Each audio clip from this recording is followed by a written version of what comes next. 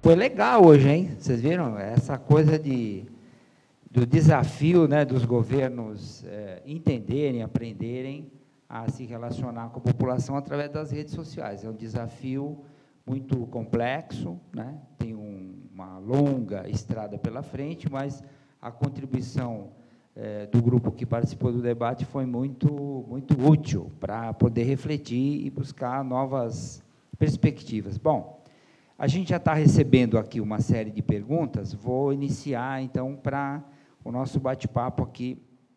Essa pergunta não tem um destinatário correto, mas é o Francisco Liberato, de Minas Gerais.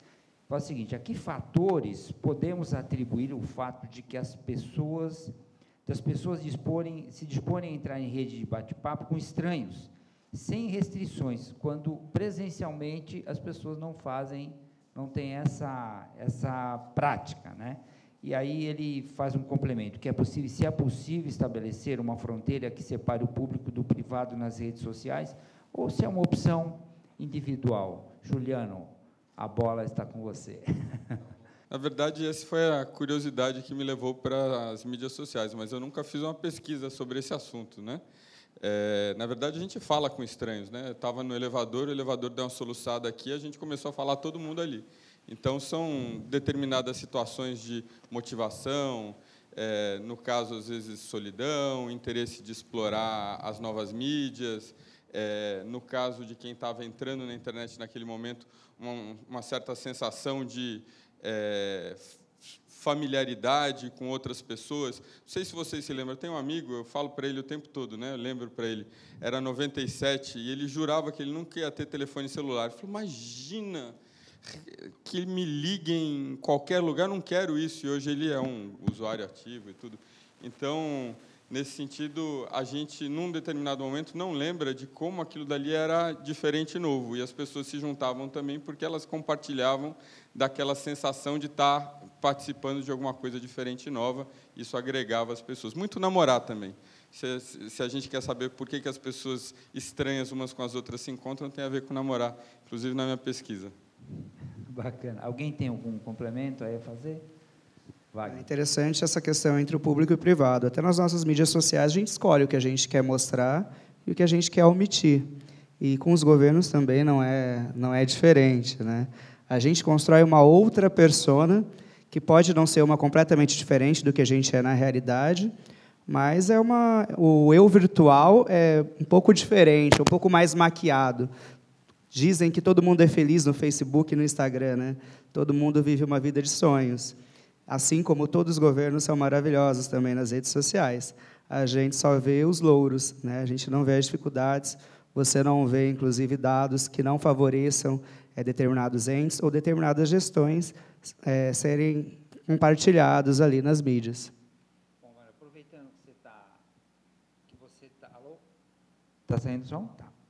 Aproveitando que você estava fazendo esse comentário, o Rodrigo Dutra pergunta para você o seguinte: já que você estudou, pesquisou a presença dos governos nas redes sociais, se existe um padrão para publicações, ou se deveria existir? Eu vi que foi mencionado que o governo, a SECOM, desenvolveu um padrão, acho que foi o André que mencionou isso, desenvolveu um manual de redes sociais e tal. A pergunta do Rodrigo é exatamente essa: se existe um padrão, se existe um modelo, um protótipo vamos chamar de boas práticas, que deveria ser seguido pelos governos para entrar nesse novo universo? Um padrão ainda não existe, né? A gente está caminhando, a gente está aprendendo ainda como usar as redes sociais pessoais e as corporativas, idem, né? Não é diferente.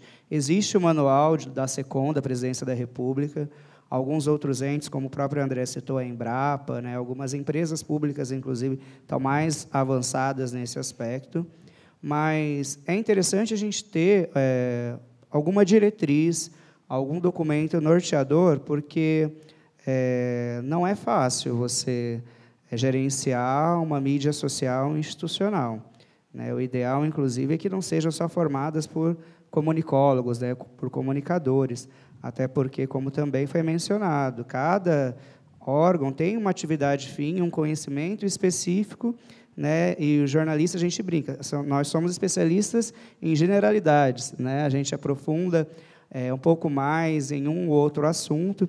Então, o ideal é que tenha uma equipe de múltiplas formações, com múltiplas capacidades, que possa, inclusive, nortear a atuação, né, dos entes por meio dessas práticas comunicacionais. Agora, um padrão não tem. Eu acho que nem tudo é preto no branco, a gente está em constante aprendizado. Eu acho que não é o caminho ter um padrão, tudo depende de um contexto, de circunstâncias, de estratégias, né, mas que é interessante a gente ter algo que nos norteia, isso é muito importante mesmo. Tem algum case que você poderia citar como exemplo, no caso, para ela se referenciar? Então, a própria Prefeitura de São Paulo, como eu demonstrei na apresentação, há uma intenção de ter um plano de comunicação e há uma meta, né, já delineada no programa de metas em relação à comunicação pública. Há um projeto, que é o Comunica SP, com diversas linhas de ação que visa contribuir para uma melhor efetivação da comunicação pública. A própria SECOM, né, do governo federal, tem um manual que é muito interessante, ele mescla bastante a questão de teoria, algumas definições conceituais e algumas dicas práticas, né? Como a Bárbara mencionou, não tem o certo e errado, a gente tem algumas dicas que podem nos dar uma luz, né, da mesma forma, para checar os fatos, na comunicação da mesma forma, como seria o mais adequado, utilizar o bom senso para fazer a prática comunicacional. Isso varia também de acordo com o ente, né? Cada ente tem uma realidade diferente.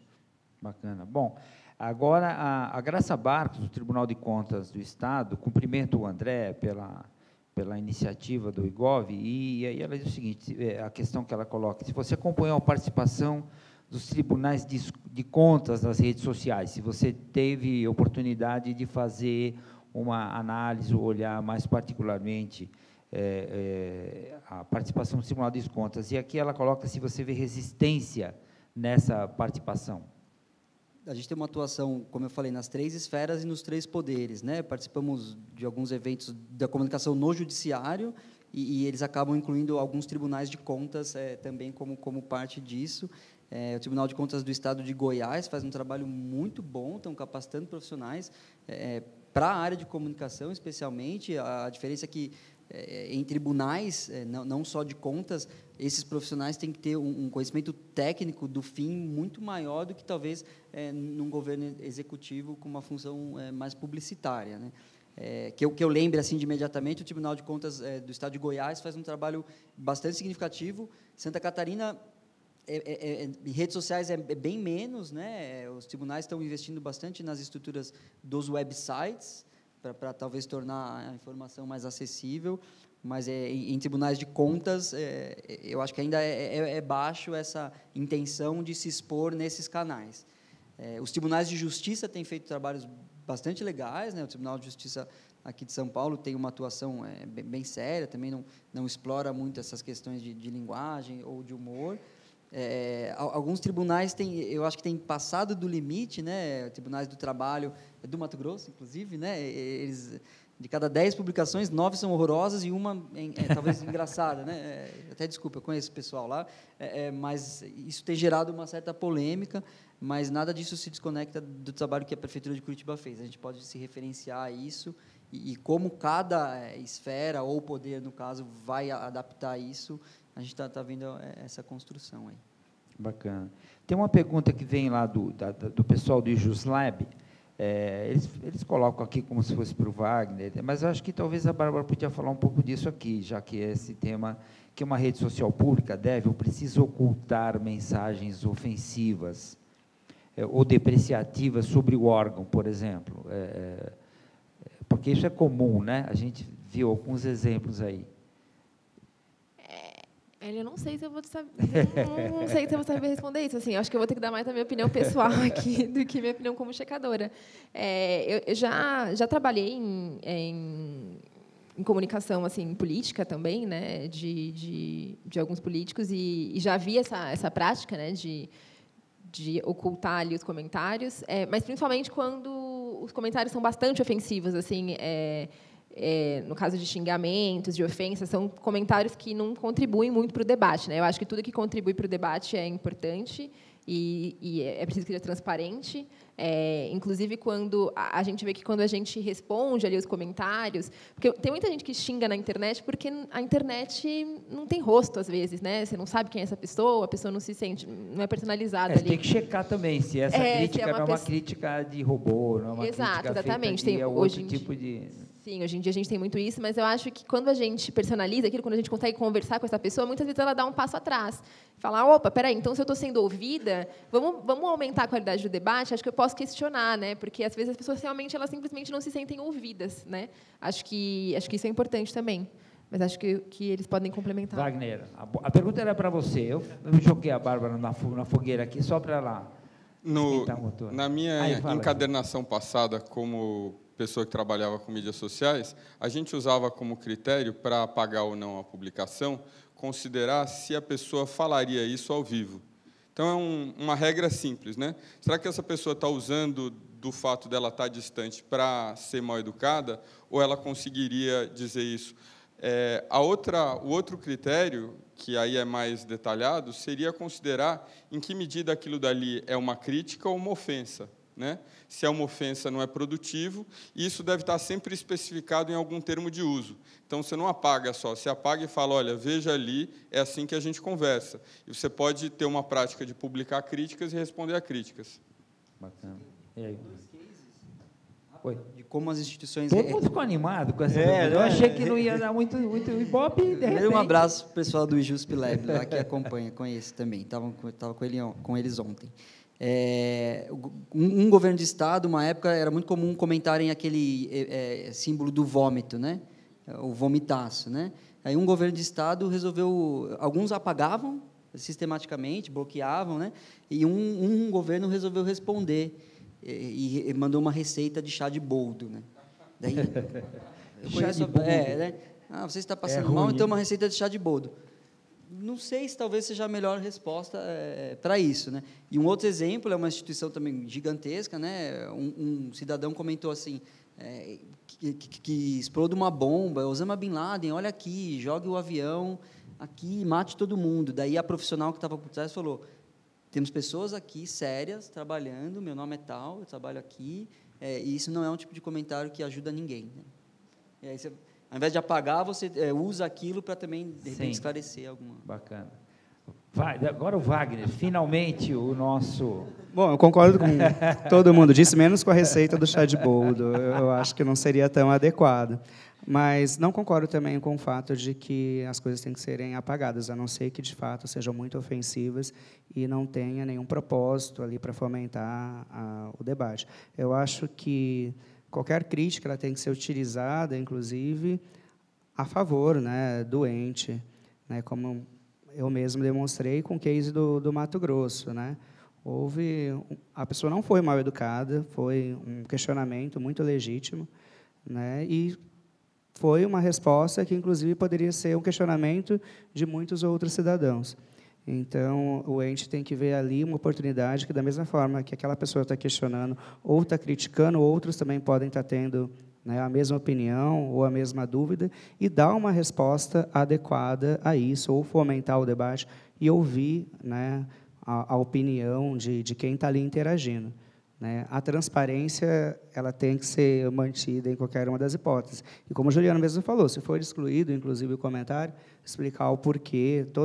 Toda a página institucional tem lá, sobre a página, tem algumas regras, né, de utilização, no que a página, né, se baseia para se manter ali na troca de conversas, enfim. Isso tem que ser observado por todo mundo. Se você está ali na página, você também está sujeito às regras ali colocadas, né? Perfeito.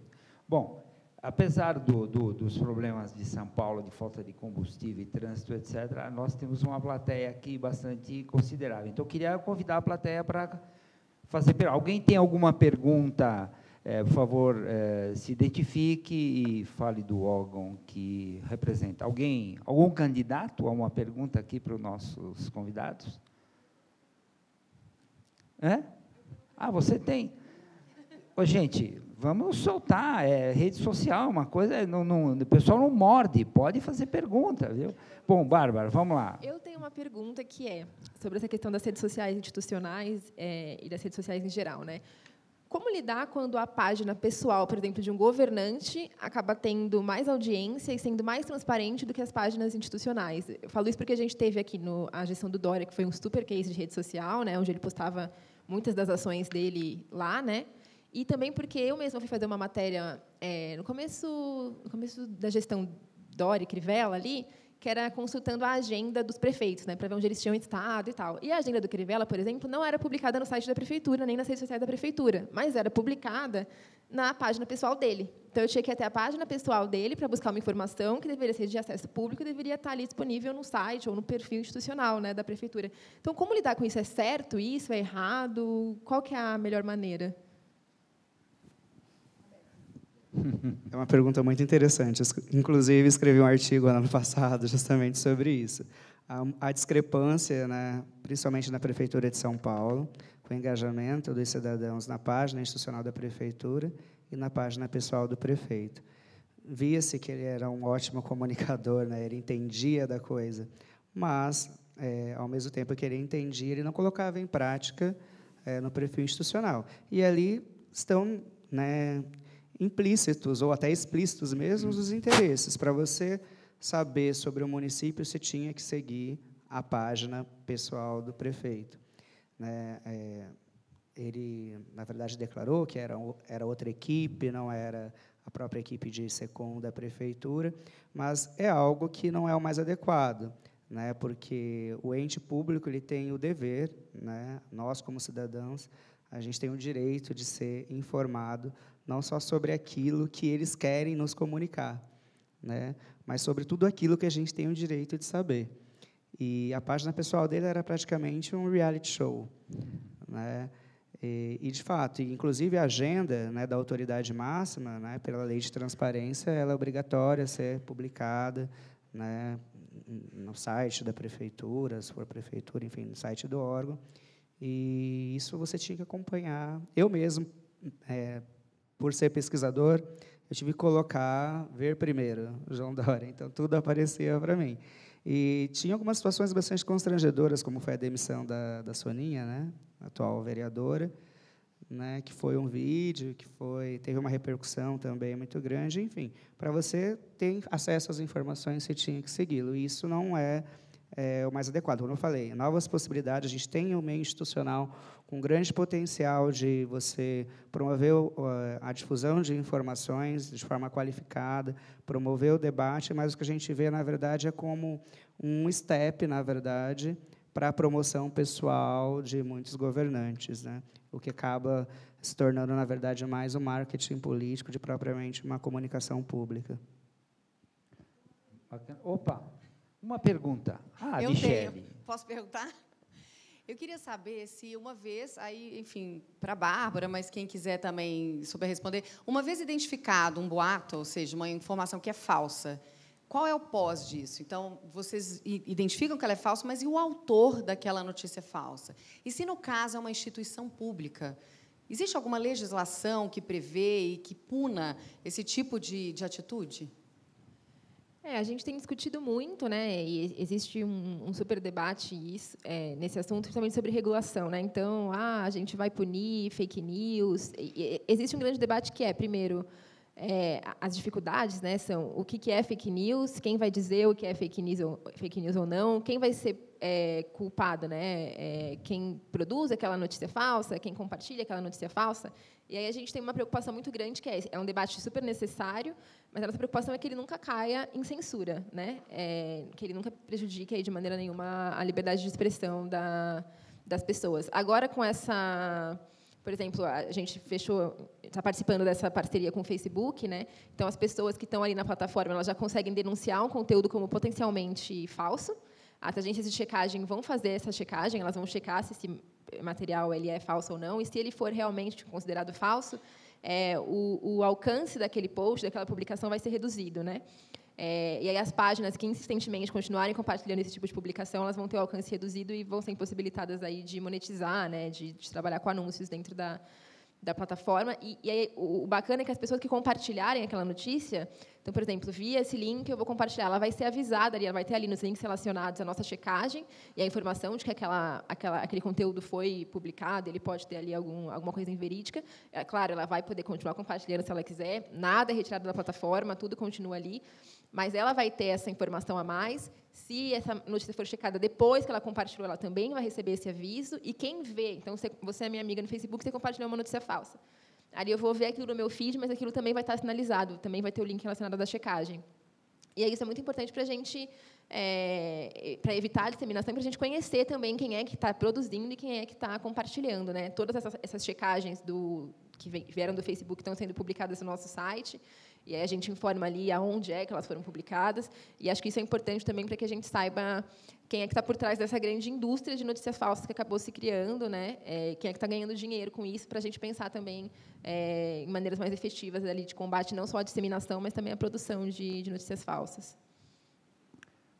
Ju, não quer complementar? Não? Não, eu tinha uma pergunta, mas eu acho que você já respondeu. Eu tenho curiosidade de saber em que medida a pessoa... Você falou de vários graus de notícia, né? Eu posso dar uma opinião, e daí sou eu dando uma opinião, e eu posso ecoar alguma coisa que chega, não necessariamente citando o link, etc. E eu estava curioso para saber em que medida que o usuário do Facebook ia ser alertado e como que esse alerta ia acontecer, enfim. Assim como a gente tem os nossos selos, o Facebook também tem algumas classificações, são diferentes, eu não sei agora te dizer de cabeça quais são, mas realmente, é o que eu falei, realmente nem todo conteúdo é só verdadeiro ou falso, né? Ele tem aquele conteúdo que às vezes ele mistura os dois, tem aquele conteúdo que é fabricado realmente para manipular, e aquele conteúdo que é simplesmente uma opinião, que é editorial ou que é, enfim, totalmente opinativo. Isso precisa ficar também muito claro para o leitor. Por isso que também, além da gente, não é um trabalho só de ir lá na plataforma e sinalizar se aquilo é falso ou não, mas todas as checagens ficam disponíveis ali, porque esse contexto e toda essa apuração, todas essas fontes ficam disponíveis para o leitor, para que ele possa entender por que aquela notícia é falsa, para que ele tenha acesso ao que a gente usou para classificar aquela notícia como falsa ou não, porque todo esse processo de checagem tem que ser extremamente transparente. A gente sabe que a gente tem uma responsabilidade. A gente, como jornalista, eu já trabalhei em redação, já trabalhei em assessoria, hoje trabalho fazendo checagem de fatos. E eu sinto uma responsabilidade muito grande, né? Porque você apontar um erro, você dizer, olha, você chegar para uma pessoa e dizer, olha, você compartilhou uma notícia falsa, não é fácil. As pessoas, elas não gostam, ninguém gosta de ser chamada de mentiroso, né? Na verdade, às vezes a primeira reação da pessoa é falar, opa, não, então eu vou me afastar, não quero saber, não quero ler isso aqui porque estão dizendo que eu sou mentiroso, né?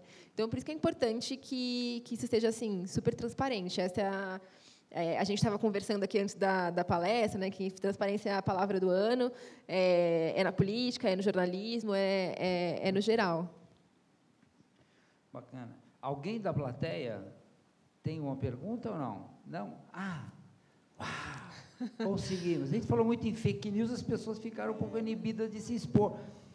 Se identifica aí, por favor. Bom dia, meu nome é Clarice, eu sou aqui da Secretaria da Fazenda, do Estado de São Paulo, e eu gostaria de perguntar se o uso das informações, dos dados da internet, dessas plataformas, é legítimo o uso dessas informações para criar políticas públicas, porque a gente está vendo o escândalo aí do Cambridge, né, para o mal, né, mas pode ser usado para o bem também, né? Essas informações podem ser, na minha opinião, poderiam ser usadas para criar políticas públicas. Isso é feito? Isso é legítimo? Gostaria de saber. Então, isso é muito feito, né? O nome disso assim, começa com monitoramento, e você pode monitorar o que você tiver interesse. E existem ferramentas que fazem isso em plataformas específicas, né? Com regulamentações específicas que, às vezes, não estão claras para quem usa, né? Agora, eu acho que o que você aponta é fundamental, e eu tentei dizer isso durante a apresentação. Não é porque é problemático que precisa parar de usar, entendeu? O que a Europa está tentando fazer, a União Europeia está tentando fazer, é tornar isso daí alguma coisa que seja inteligível para a pessoa que dispõe suas informações e também criar uma situação para que ela não seja exposta de uma maneira ruim, né? Então, a gente está fazendo, a gente fez há 2 semanas, uma pesquisa usando o aplicativo sobre HIV, né? A questão delicada, e a pessoa responde olhando para o celular, como se estivesse gravando um selfie, e falando de uma coisa muito delicada, muito pessoal, sobre ela ou sobre outras pessoas. Você consegue, assim, o bacana de fazer isso via pesquisa, tanto pesquisa tradicional quanto pesquisa online, é que você tem as ferramentas para cuidar do que acontece com aquela informação. Você não está tirando informação sem que a pessoa desconheça. Mas, ao mesmo tempo, reafirmo, essas outras possibilidades, elas estão abertas, elas devem ser exploradas, porque elas são interessantes também como maneira de gerar informação para você entender a pessoa que você está ajudando a cuidar, como uma pessoa que é contratada e recebe um salário público do governo para ajudar a sociedade. Eu acho que a questão, como a gente está falando aqui, é deixar a pessoa ciente de que você está usando essa informação e, ao mesmo tempo, zelar para que a privacidade dessa pessoa não seja exposta de uma maneira ruim.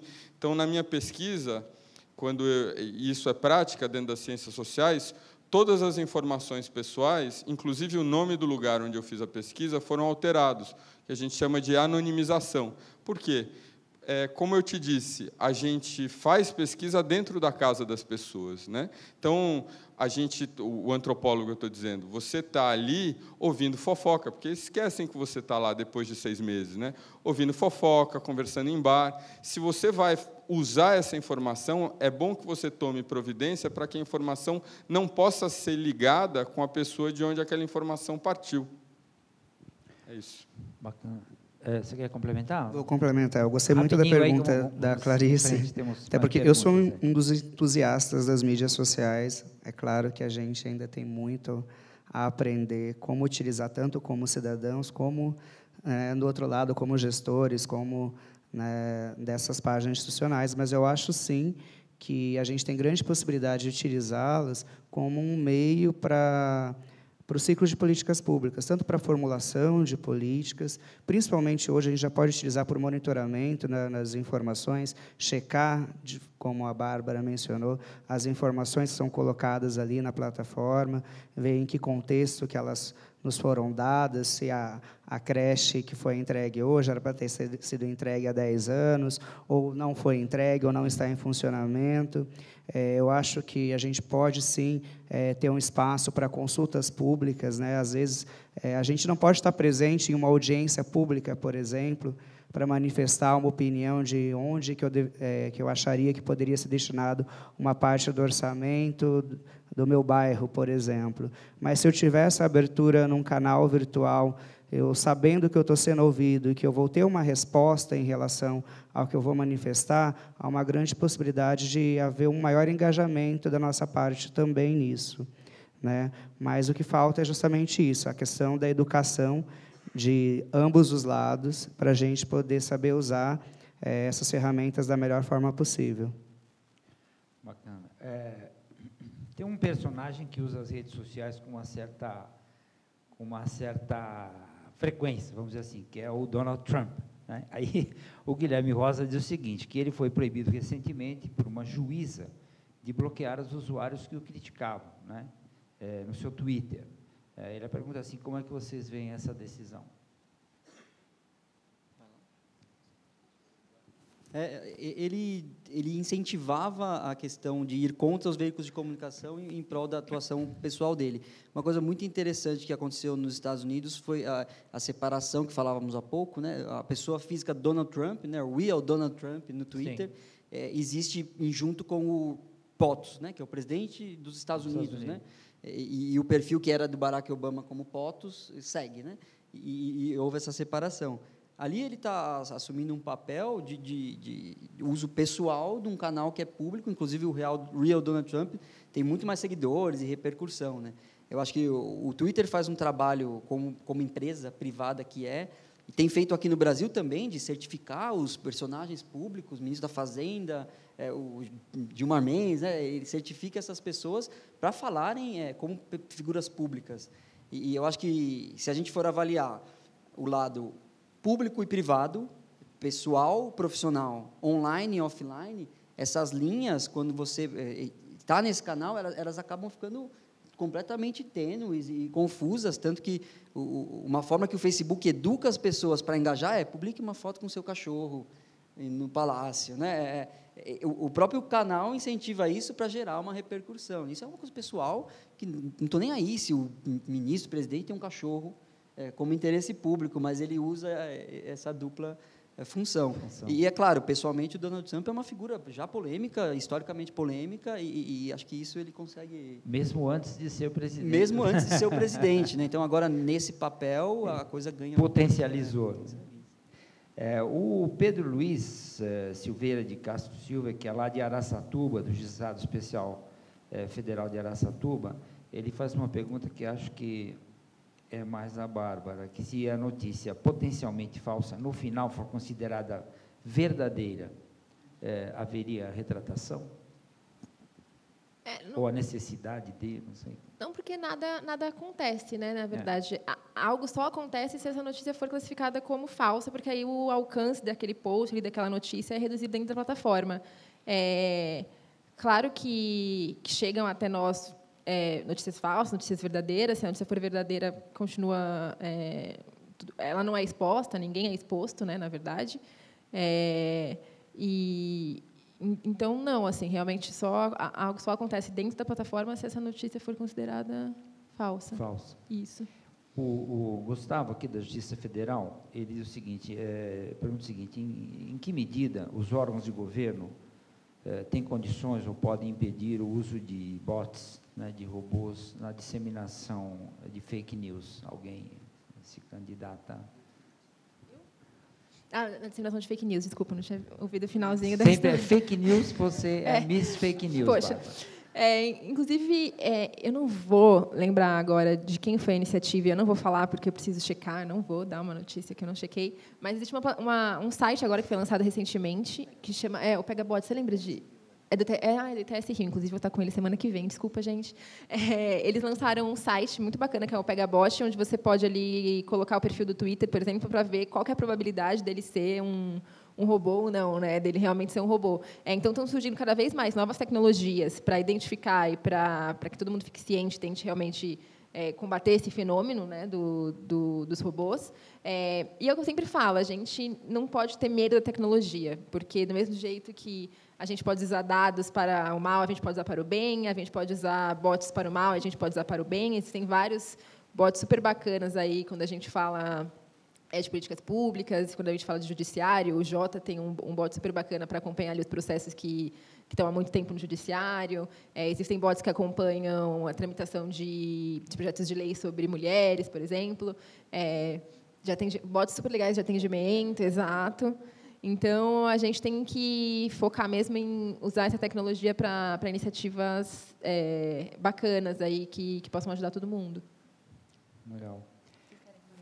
Alguém quer complementar? Então, aí eu vou fazer uma pergunta. Tem alguém da plateia? Desculpa. Vamos lá, bom dia. Sou jornalista também do SBT Interior em Araçatuba, interior de São Paulo. Minha pergunta para a Bárbara. Algumas semanas atrás, próximo a um feriado prolongado, um deputado estadual soltou uma sequência de memes nas redes sociais, alertando motoristas sobre possíveis novos valores de multas e punições para descumprimento nas redes sociais. Eles pegaram carona nessas correntes de WhatsApp, caíram que nem patos aí, depois voltaram, retiraram, tentaram esconder. Minha pergunta para você é a seguinte: qual que é a leitura? É uma coisa mais opinião, né? Qual a leitura que você faz? Departamentos de comunicação aí dos órgãos públicos e também de figuras públicas estão preparados para fazer checagem de informações? Obrigada pela pergunta. Eu acho que eles são cada vez mais atentos. Não é incomum que a gente veja figuras públicas disseminando por aí fake news. No caso da Marielle mesmo, a gente teve um deputado que tuitou aí todos aqueles boatos horríveis que a gente viu serem disseminados. Eu acho que assim, o debate sobre fake news ainda, por mais que a gente esteja tendo esse boom, ele ainda é muito novo aqui no Brasil, né? Quando a gente fala de fact-checking, por exemplo, a gente fala de 3 anos. Eu lembro nas eleições municipais de 2016, quando a gente foi fazer a checagem em tempo real, quando a gente começou a checar os discursos dos candidatos, era uma coisa meio assim, mas o que vocês estão fazendo? Isso pode? Mas é legal? Isso, né? Ninguém sabia o que estava acontecendo, ninguém conhecia a gente. Hoje, quando a gente publica uma matéria no site, às vezes nem eu vi que ela já foi publicada, alguma assessoria já está me ligando para questionar alguma coisa, para falar, olha, deixa eu te passar essa informação e tal. Então, acho que as assessorias de comunicação, todas as equipes, SECOM, ASCOM, enfim, elas estão mais interessadas nisso, elas estão mais antenadas, elas estão olhando para isso. Uma para fazer o trabalho de monitorar o que os candidatos, o que os políticos estão falando, e outra porque elas mesmas são questionadas sobre fake news, né? Então, não sei, uma fake news sobre um serviço público, por exemplo, e aí o cidadão liga lá e fala, olha, eu vi na internet que estavam distribuindo remédio no posto de saúde, eu cheguei lá e não estava, e aí? E aí elas mesmas começaram a ter que fazer esse trabalho de checagem também, né? É realmente um trabalho conjunto. E eu acho que é cada vez mais importante que figuras públicas estejam de olho nisso, né? Inclusive, a gente espera, né, que agora que eles nos conhecem, que agora que eles saibam que eles sabem que eles estão sendo checados, que eles se atentem mais ao que eles estão dizendo, né? Que eles se atentem mais aos dados, se atentem mais às informações. A gente já tem visto isso. Então, a gente checou as sabatinas do UOL agora com os pré-candidatos, e muitos já falaram, olha, eu não vou falar esse número porque eu não sei ao certo, eu sei que alguém vai me checar. Então, e isso é o que é o bacana, né? É incentivar que realmente eles se preocupem cada vez mais, porque o debate público ele é cada vez mais amplo, as pessoas se informam de diferentes maneiras, isso é ótimo, mas a gente quer que esse debate também seja qualificado, né? A gente acha que todo mundo tem direito à informação verificada e à informação verídica. Então, a gente tem visto esse interesse crescer e isso é bem legal. Tem mais uma pergunta da plateia? Ali, por favor. Bom dia, sou Antônio Hernani, eu sou do metrô de São Paulo. Acredito que seja mais direcionado ao Wagner, mas qualquer um de vocês podem responder. Quer saber se vocês veem alguma relação entre a comunicação feita com o público externo, se ela tem melhorado a comunicação com o público interno também dos entes. Afinal, a gente fala de muitas empresas que têm um público gigantesco. Se isso tem gerado alguns dividendos também, ou alguma relação entre alguma espécie de padrão que é feito com o público externo também tem gerado boas ações para os públicos internos. Uma ótima pergunta. Infelizmente, há uma preocupação já crescente em relação à comunicação externa. E, muitas vezes, a gente não consegue se comunicar internamente, né? Sabendo que as próprias pessoas da própria instituição podem ser, né, disseminadoras daquela informação e aliadas, inclusive, né, na questão da confiabilidade, na questão da propagação das informações. Pelo que eu observo, é claro que são trabalhos que correm em paralelo, mas nem sempre as equipes que trabalham com mídias sociais, né, são as mesmas equipes que trabalham com a comunicação interna, né, por mais que estejam vinculadas à mesma área, né, na estrutura organizacional, são equipes diferentes. Mas esse trabalho, inclusive com mídias sociais, deveria também ser feito, né? Porque às vezes a gente não entra na intranet do nosso ente, mas a gente está lá no feed de notícias, né, da secretaria ou do órgão que a gente trabalha, né? Então é interessante também ter esse público tanto externo como interno como alvo. Bom, eu vou fazer uma pergunta rápida, já que a nossa principal audiência são órgãos governamentais. E a gente percebe o seguinte, nas redes sociais tem muita informação, tem muita inteligência embarcada, vamos dizer assim. A iniciativa privada sabe usar isso melhor do que ninguém, mas os governos ainda não. O governo ainda é muito mais reativo do que proativo nas redes sociais. Eu queria que vocês dessem qual é a dica, qual é a recomendação que vocês dariam para os órgãos governamentais poderem usar, começarem a trabalhar com mais criatividade, com mais inteligência, com mais proatividade as redes sociais. Rapidinho, para a gente encerrar o nosso evento. Estar aberto, a primeira coisa, ser transparente e estar aberto ao diálogo, porque a plataforma, as mídias sociais, elas propiciam isso. Então, não é a TV que você vai veicular um informe publicitário do governo que a gente vai estar lá no sofá assistindo e apenas comentando com a nossa família, no caso. Você tem que estar aberto ali, porque da mesma forma que você divulga uma notícia ou até mesmo um informe que saiu na TV, você acaba compartilhando na mídia social, você tem que estar aberto a ouvir críticas, a ter reações das mais diversas, seja um sorriso, um amei, uma carinha de vômito, né, e saber trabalhar com todas essas reações, estar aberto ao debate e saber dialogar. Eu acho que isso que é o essencial. Juliano. Uma coisa que eu estou surpreso, eu venho da academia fazendo pesquisa de campo, e agora estou fazendo isso mediado pela internet. É a disponibilidade que o ser humano tem de responder a perguntas que você faça. Então, a gente fica pensando só em jogar informação para as pessoas ou em quando elas reagem às informações que a gente manda. E o que a gente tem visto principalmente, aí no caso, nas classes C, D e E, um interesse em ser ouvido e um interesse em participar.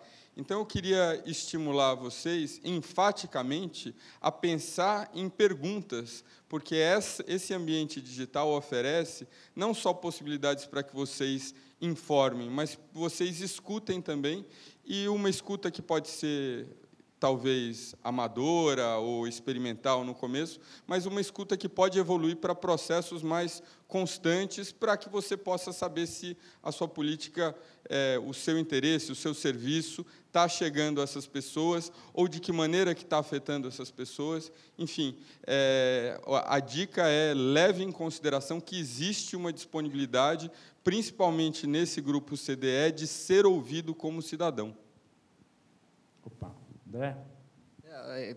Concordo plenamente, né? Certamente isso deve ir além da comunicação, como divulgação, como broadcast, né? Para ter mais inteligência. E, na perspectiva, governos ainda têm uma postura nesses canais de superioridade, vamos dizer assim, né? E mesmo quando vai fazer pesquisa, trata o cidadão ou o grupo como um ratinho de laboratório, quando, na verdade, devia ser o cão-guia, né?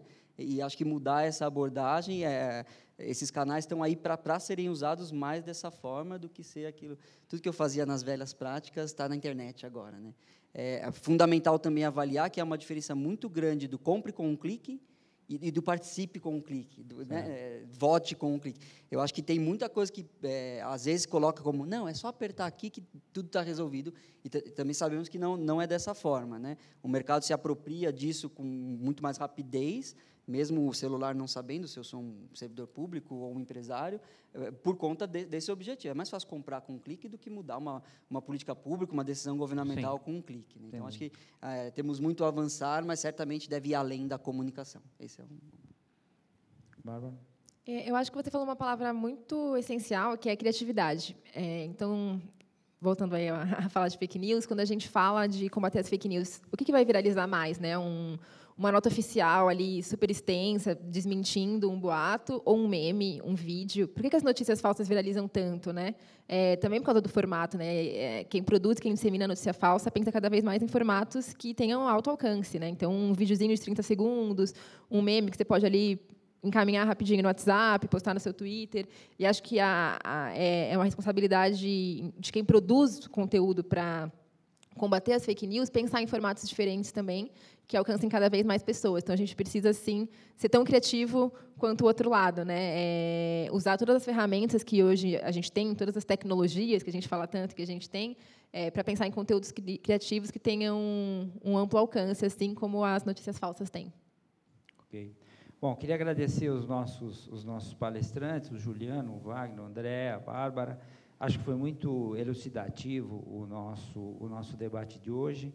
Informar que o próximo Inova Day será realizado no dia 29 de junho. Vocês nos acompanhem nas redes sociais, no nosso site, vão ter informação sobre os temas que serão abordados. Lembrando sempre que todas as palestras serão postadas no site do Inova Day. É possível acessá-las, não de bate-pronto, mas em alguns dias elas estarão disponíveis. E aí, enfatizando, mais uma vez, que nós vamos ter o GovJam agora, 5, 6, 7 de junho. As inscrições estão abertas no site do inovaday.com.br/GovJam. As inscrições vão até o próximo dia 29. Então, participe, se inscrevam, porque vai ser uma experiência bastante inspiradora e bastante criativa.